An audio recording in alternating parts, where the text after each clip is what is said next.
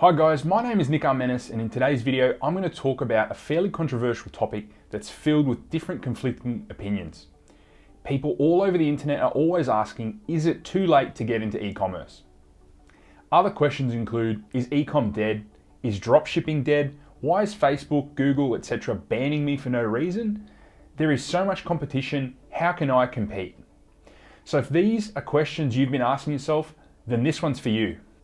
By the end of this video, you will have a better understanding of the current landscape for e-commerce broadly, so that you can make an informed decision about whether it's something you want to get into.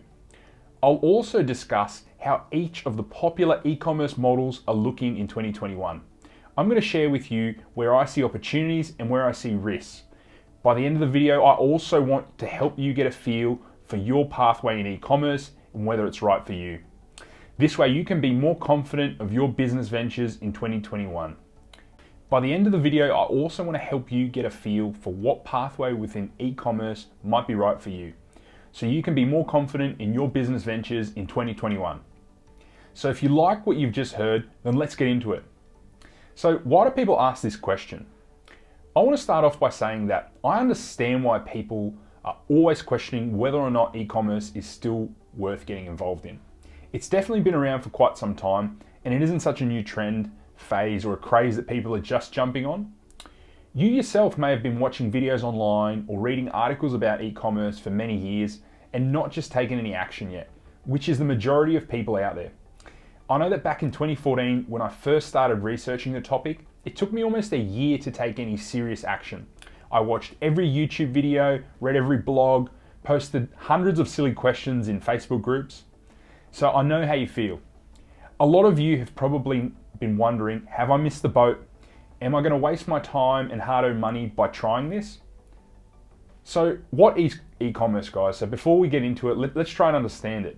Before putting your FOMO to rest, I want you to... A lot of you are probably now wondering, have I missed the boat? Am I going to waste my time and hard-earned money by doing this? Before putting your FOMO to rest, I want you to hear the definition of e-commerce and consider whether or not it's an area that is currently growing and will continue to grow. E-commerce is commercial transactions conducted electronically on the internet. This includes the buying and selling of goods or services using the internet. So a pretty broad definition.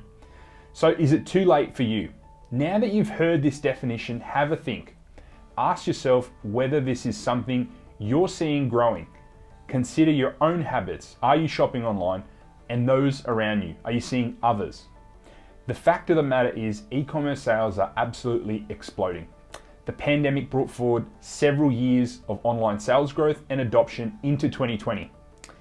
This growth has been extended into all areas of the economy as well, whether you're selling products directly to consumers on Amazon or a Shopify store, or if you're a digital marketing agency offering services worldwide.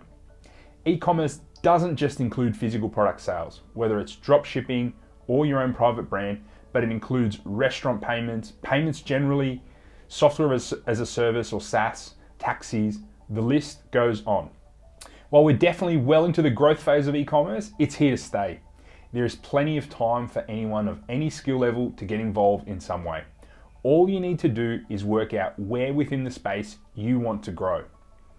Now, for some of you, that might be selling direct to consumers on Amazon, starting your own Shopify store, or starting your own Shopify store.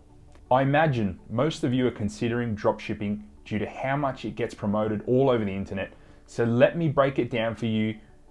While we're definitely well into the growth phase of e-commerce, it's here to stay. There is plenty of time for anyone of any skill level to get involved in some way. All you need to do is work out where within the space you want to grow. Now, for some of you, that might be selling direct to consumers on Amazon or starting your own Shopify store. I imagine most of you on this channel are considering dropshipping due to how much it gets promoted all over the internet. So let me break it down for you, starting with mindset. The mindset needed to succeed in business and e-commerce. Before delving deeper into the state of different e-commerce models, guys, I want to challenge you.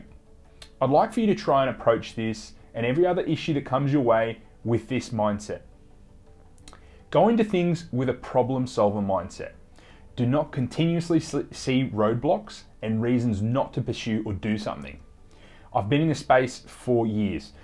I've been in most of the groups, channels, communities, and obviously run my own. The biggest challenge most of you face is a really warped mindset. Changing this and going into it with an open, problem-solving mind will be key to doing well. In saying that, you're going to hear a lot of BS as well. Keep that in mind, and when something or someone promises quick or easy money, just run.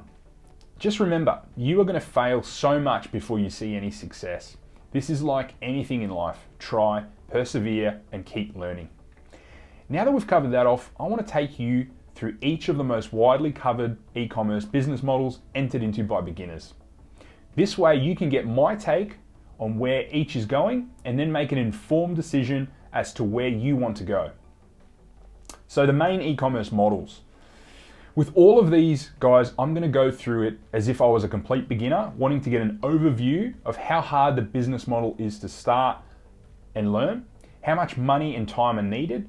I'll also discuss how scalable and the long-term prospects of the business model. So let's start off with Shopify dropshipping. It's moderately difficult to start. You've got a moderate level of startup capital. There's not too much, but you still need some. You need some amount of time to get up and running, and it does require some ongoing management. So Shopify dropshipping. It's perfect for someone with low startup capital who wants to build a long-term scalable business. You've got to be comfortable doing a variety of tasks and able to outsource effectively.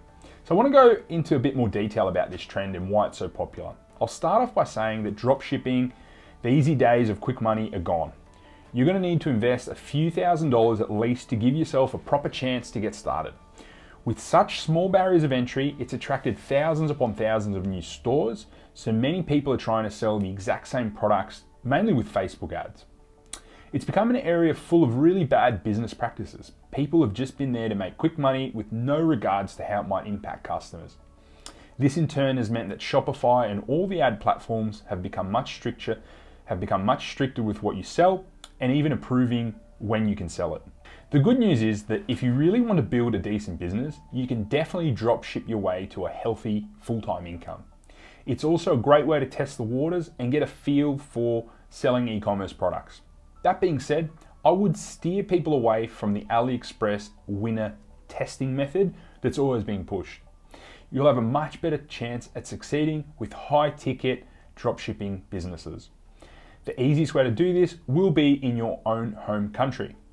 The reasons I recommend this approach are there's less competition, faster shipping times, better customer service, less likely to be banned by ad platforms, higher margin dollars per product sale, make it easier to be profitable. It might sound a bit daunting, but in reality there are tons of suppliers all over the world who are willing to dropship. It's just a matter of reaching out to them, building a relationship, meeting their requirements, and running ads to those products. If you want to learn more about high-ticket dropshipping, I'll leave a link below for more info. So in short, dropshipping is alive and well. Just make sure you're building a long-term business asset, complying with the rules, laws, and offering a good customer experience. Remember, you will need money to pay your expenses, especially ads. So this business is suitable for someone who already has some form of an income coming in. It's also important to understand that e-commerce involves quite a lot of boring tasks such as customer service and order fulfillment. While these can be automated down the track, automation in and of itself is a skill one must learn. Another related business model is rather than drop shipping, is buying products wholesale and selling them. This would be something you could look at once you find products that are selling well through drop shipping. The reason being is you can get better prices and have more control over your business. The next model I want to go through is private labeling, mainly done through Amazon FBA and sold on Amazon. So it's perfectly suited for someone with a decent amount of startup capital, definitely more than a dropshipping store. Someone who wants to build a long-term scalable business that could be sold down the future. It would also suit someone who is more comfortable with risk. So you should be ready to spend a bit either in ads or giveaways to boost sales, especially at the start. One thing to note that if you decide to go down the FBA route is you will be handing over a lot of control to Amazon. They may even steal your idea if you do well. Competition is quite fierce, and sales velocity, so how many sales you get, does matter. You will need to win that buy box to do really well, which can be hard in competitive areas. This being said, it does become a bit more hands-off as you aren't having to ship it as if you're running a Shopify store. Remember, if you do your own fulfillment, you will end up packing orders, so FBA is often worth it. The next model I want to go through is affiliate marketing.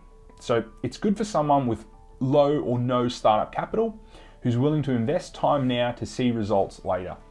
It may take quite some time for you before you see results. The goal here is to build a list for the long term and continue to sell to them similar products. The downside is that if you're selling other people's products, which is what you're doing in affiliate marketing, you're always the middleman and lack control of the product.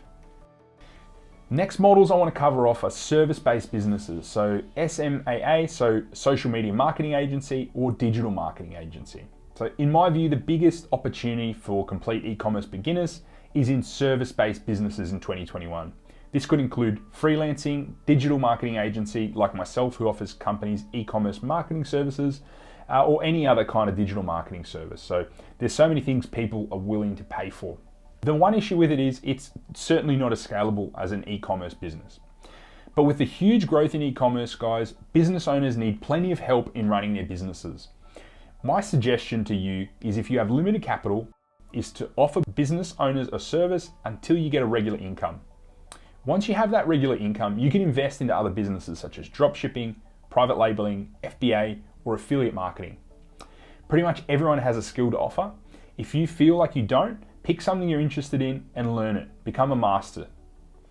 Dedicate your life to it, even just for 1 month, and I'll guarantee you'll know enough to offer a service and someone will be willing to pay for it. It could be anything: video editing, customer service, product descriptions. Just make a list of all the tasks a business does and pick one. My channel here is perfect to learn how to run Google Ads for e-commerce businesses, so have a look through the channel, guys. I'll get more into running a digital marketing agency in the coming videos, as a lot of you have indicated this would be of interest. The one downside to a marketing agency is scalability, as it's limited by your time or how many people you have to hire. So product-based businesses are obviously easier to scale for the future. So there you have it. I've gone through in detail everything you need to know about whether e-commerce is still worth it in 2021. I hope you've enjoyed today's video and are feeling a lot more confident about the future of e-commerce.